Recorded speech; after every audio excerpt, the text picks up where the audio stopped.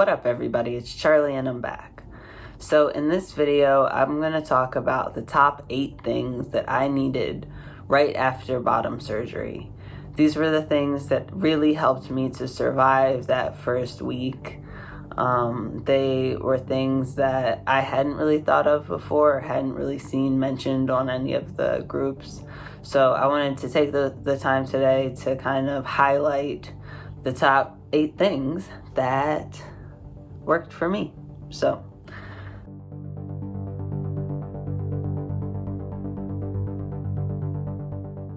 the first one I want to talk about is Arnica. Arnica is an herbal supplement that my surgeon recommended for me to start taking a little bit before surgery and a little bit after surgery. That main point of Arnica is to reduce swelling so that when you do have your surgery, it's not as traumatic afterwards and really helps your recovery process to move a lot faster.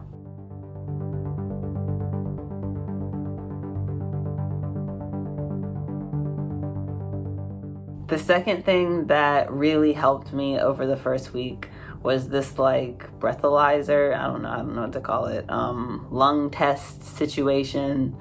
I actually broke mine on the first day, but you're supposed to be able to blow air into it and the ball goes up and it basically proves you don't have pneumonia.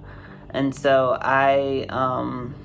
like I said, I broke mine, but it was something I really needed, and I did my own kind of breath test because when you're laying down for that long, it is possible to get pneumonia and have fluid build up in your lungs. So you really want to make sure you're being diligent to check your lung capacity and check what's going on with that. And this machine is what helps you to do that. And that's something they gave me at the hospital too, so you don't really have to worry about that.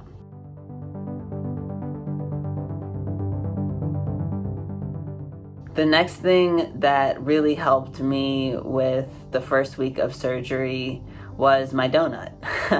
So I used this doughnut to sit on for pretty much the first week, actually longer than the first week after surgery, probably the first 2 or 3 weeks I was sitting on a doughnut.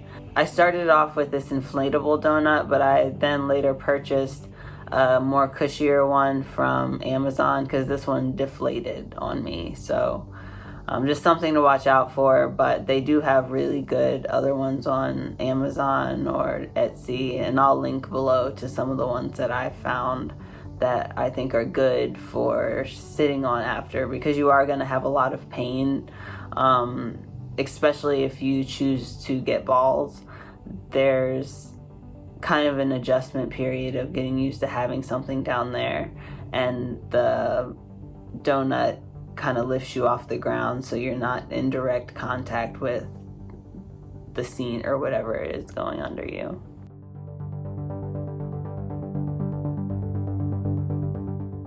The next thing that I really needed was a thermometer. I wanted to make sure I didn't have an infection or anything like that, so I was checking my temperature regularly. Because I was doing a lot of sleeping, I was warm often, so it felt like I had a fever, and so it was good to have that actual check to see, do I have a fever? Is there something I need to worry about? Do I need to call my surgeon? What's going on here?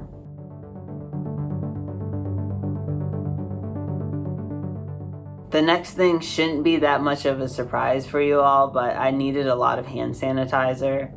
As I was changing my dressings and touching myself and moving things around and trying to keep everything clean, having my hands clean through the hand sanitizer and also washing them often really helped me to avoid getting any sort of infection. Of course, you're also on an antibiotic, so you don't have to worry that much about infection, but there are some things that you can worry about, and having hand sanitizer ready really helps me to be prepared for those things and to not, get dirt in myself.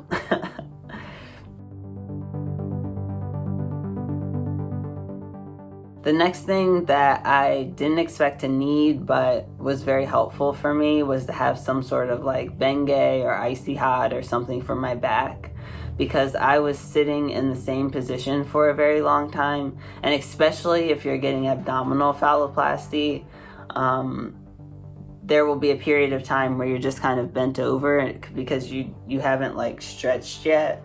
And so my back really hurt from being in that bent over position. And so I really needed something to like help my back and neck feel better. And I was already on pain meds, so I couldn't take more of that, but I needed some like topical relief. And so Bengay or Icy Hot or any of those type things would help with that.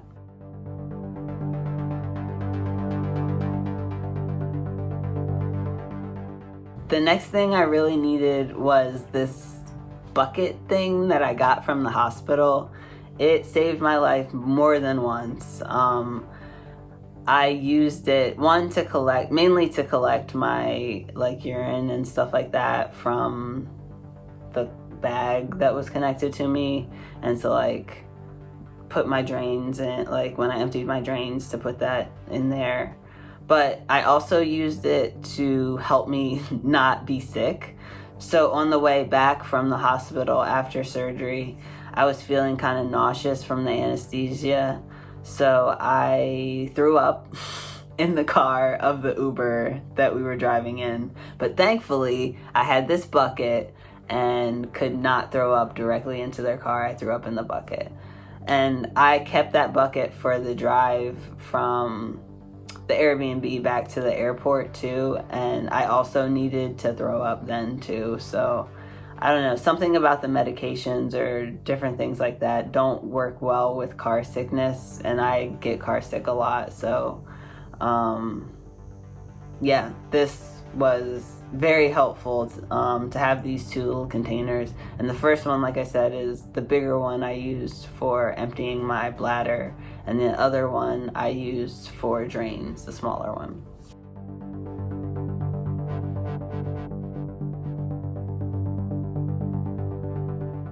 And the last thing that I really needed for surgery that I didn't expect to need was this sippy cup. Like, this sippy cup changed my life.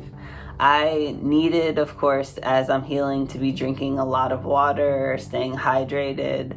And what I found is that a cup with a straw really helped me to drink a lot more and a lot faster. Me and Beth joked that I was trying to keep my pee as clear as possible so that, I don't know, like it was a contest or something like that. Because it's weird, because you can actually, like, because you have this bag, you can actually see what your pee looks like.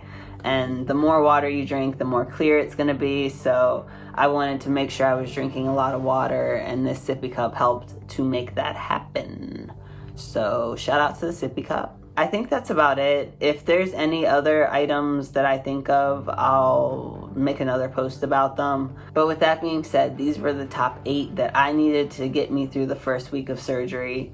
They're kind of random things, and they're obviously not an exhaustive list, but it's still something that helped me, and I hope that it's helpful for you guys. And yeah, I'll see you next week. Deuce.